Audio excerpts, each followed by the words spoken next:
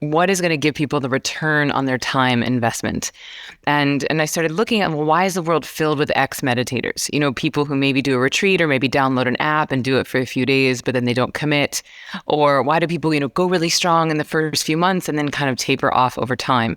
And I realized two things were happening. One, it's very challenging for high performers, busy people with busy minds, to stop the 100-mile-an-hour momentum of their day and then just go into that deep, healing, restful surrender that is meditation. And so the Ziva technique as it exists now is this beautiful trifecta of mindfulness, meditation, and manifesting. And we use the mindfulness as a runway into the meditation. And then the dessert course, if you will, is the manifesting, which is basically consciously creating a life you love. And what I teach in the book, which is called Stress Less, Accomplish More, it's 15 minutes twice a day. So I recommend 15 minutes in the morning and then 15 minutes just at any point before dinner. You don't want to do it right before bed because this type of meditation is giving your body rest that's 5 times deeper than sleep. And so for a 15-minute meditation, it's about the equivalent of an hour-long nap. So you wouldn't want to take an hour-long nap at 10 o'clock at night and try to go to bed at 11, but you would want to take an hour-long nap at 3 in the afternoon so that you have this hit of productivity and creativity for the rest of your workday.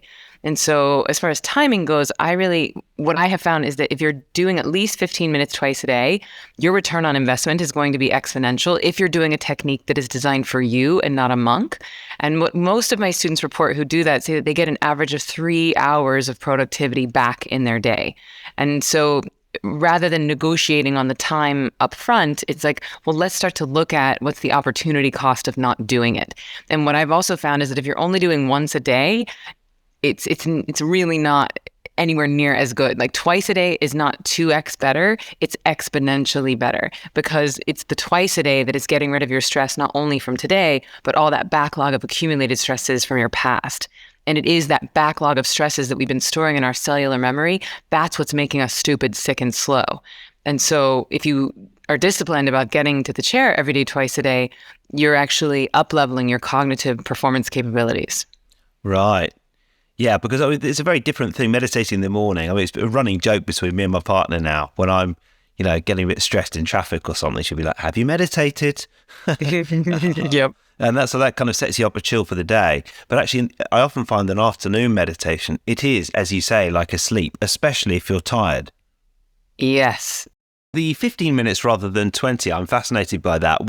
Did you find, because it certainly sounds, even though it's only 5 minutes, it sounds a lot more manageable. And I wonder whether that was as a result of loads of people just saying that they do it, 20 minutes might be better, but 15 minutes, they just do it more. Well, this is actually, it's more of a product of what I teach in the book is a little bit gentler than what I teach in Ziva Online, which is our 15-day online training. And that is a little bit gentler than what we teach face-to-face in person.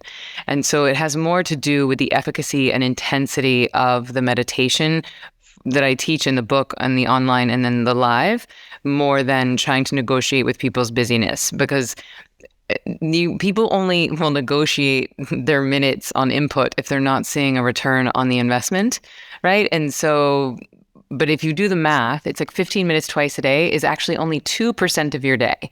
So the question becomes, are you willing to spend 2% of your day to make the other 98% more amazing, more creative, more present, more intuitive, better sleep, better sex, better parking karma, more productivity?